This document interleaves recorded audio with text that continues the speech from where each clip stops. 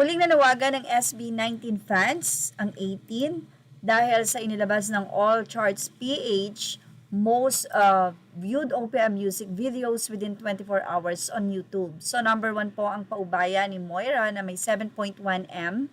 Ang number 2 po ay ang Dam ng SB19 official na may 4 million.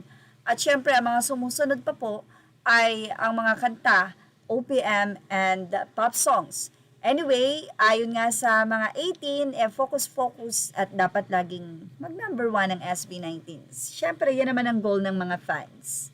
Sa ibang update, waiting na nga sa February 20 para nga po doon sa visa na kung saan ay excited na ang marami dahil nga po inilabas na nila ang teaser ng kanilang mga photo kung ano nga ba ang ganap.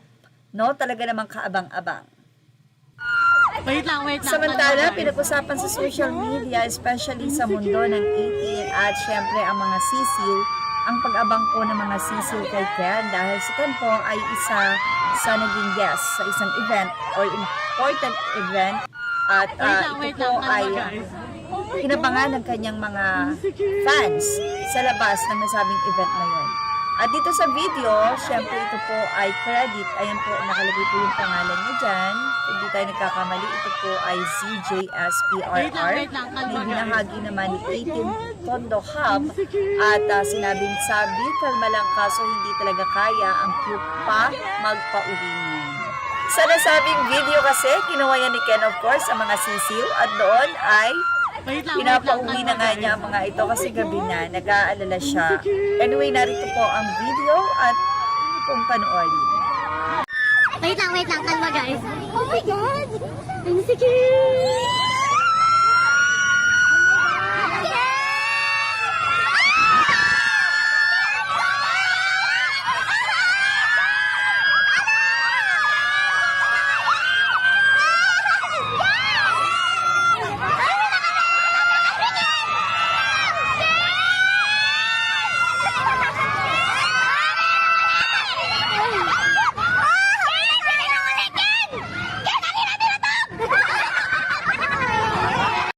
Anyway, pasensya na po kayo kung binilisan natin yung voice kasi kung gusto niyo po talagang mapanood yung original, syempre bibigyan natin po ng karapatan yung may-ari. So para po madinig nyo yung talagang boses, ito po ay ibinahagi ni 18 Tondo Hub at ito po ay original video ni ZJSPRR. Tama po ba yun? So kung mapapanood po ng may-ari ng video na ito ang ating YouTube update, pakilagay lang po sa comment section ang inyo pong Facebook or ang inyong social media kung saan nakapost po ang video na ito upang masundan po ng 18 at mapanood. Siyempre, ano po ang say ng mga 18? Eto at ibahagi po natin. Say po ng mga bias or ang mga sisiw, ha, ang cute-cute magpa-uwi ng manok.